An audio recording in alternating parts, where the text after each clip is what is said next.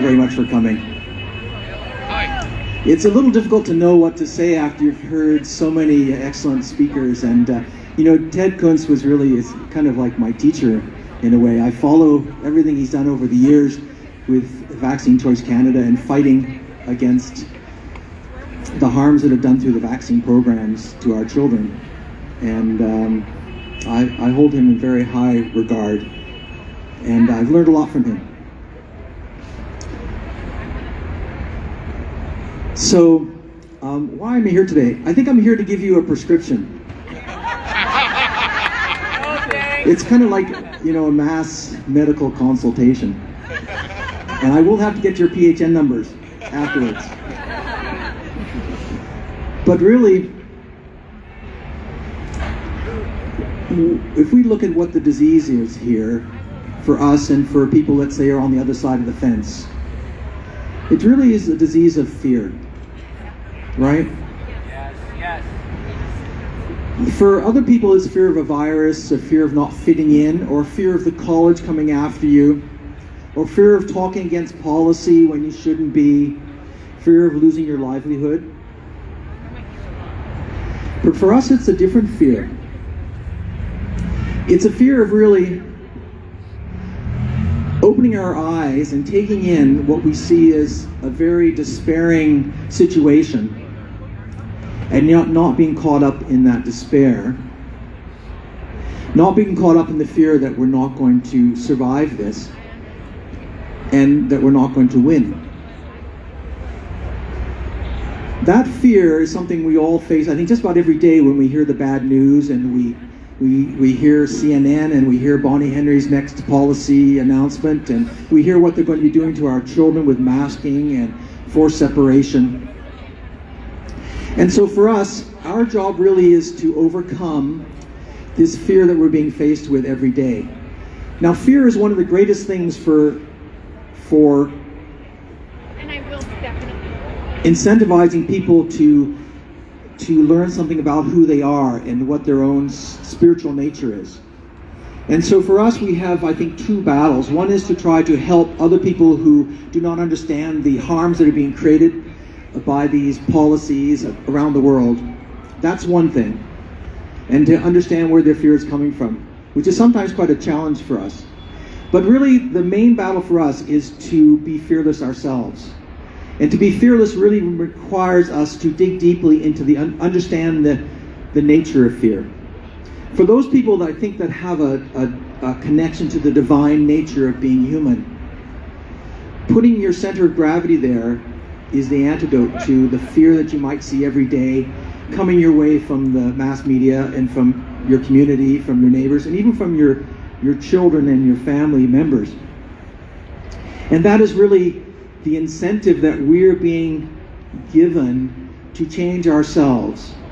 That change is going to be essential, because when we're asked to replace the corrupt organizations that are around us, whether it's medicine or whether it's the judicial system or whether it's the education system, whether it's the government, we're going to have to replace that with something which is better. The only way we can become better is through digging deeply into ourselves and creating better human beings, or at least coming in contact with the parts of ourselves that are the better human beings. And fear and the striving to become fearless is really the avenue that we have to pass down to get to that point. So I personally have no doubt that we're going to win this battle. In fact, the corruption that we're seeing, it's been there all this long time. For years and years, doctors have been targeted by the pharmaceutical companies. We're completely brainwashed, let's face it.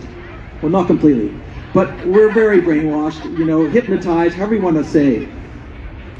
This corruption has been there for a long time. We just never saw it. It was in the woodwork. And now we have an opportunity to see all that was there but invisible to us is starting to come out. That can be very frightening, particularly if you don't realize that this is nothing new. But this is an opportunity for us to finally pull apart the curtain and see the little man that's there making the smoke. All right? So we have a great opportunity here. And we're going to have to seize that opportunity if we're going to make things really change. And I believe that we will do that. I think the fact that we've got all of us here today as one family making connections, uniting in a common thought that we want to prevent harm to our fellow human beings, is a sign that we're going to win this. And the root is through helping our fellow people, through compassion, but with compassion it has to be wisdom. And that wisdom will be what we're able to divine in ourselves, what it is to be human, not to be AI, not to be part machine, no human 2.0. We have to find is what it is that makes us different from machines. And that is really our journey. So fear can work in a couple of ways. One, it can be just harmful and suffering, and we're seeing that all around us. Or for us, it can be a goad to change. Our house is on fire, and we're running out of it. But many of us already know what light we're running to. So, every day, take the opportunity that we've been offered here and jiu-jitsu it into something which will be beneficial to you in your own spiritual journey, your ability to track into your human nature and find out which makes you unique, but together. Now, some people may say, well, now I've got a doctor up here, let me ask him a couple of questions about my health. So quickly, I'm going to give you something that's a little more practical, or equally practical, let's say, at least in the short term. And that's what to do to improve your immunity. And you want to make sure you're taking a good multivitamin. You want to make sure you're taking vitamin D in adequate amounts. And normally for adults in Canada, I recommend 4,000 international units of vitamin D. Try to take it with some K2 if you can. That helps the vitamin D kind of know where to put the calcium. That's a good idea. Omega-3 is also very good if you have a diet which has increased omega-6s and you want to balance those two. Make sure there's zinc in your multivitamin, which usually there is. And take some vitamin C as well, particularly during cold season. And you can bump those things up. So those 4 ingredients are what I would recommend. That's my prescription. I told you I was going to give you one, right? That's my prescription for boosting your immune system through vitamins. And water! Now I would say go and speak to your doctor about that, but most of them have no idea, right? So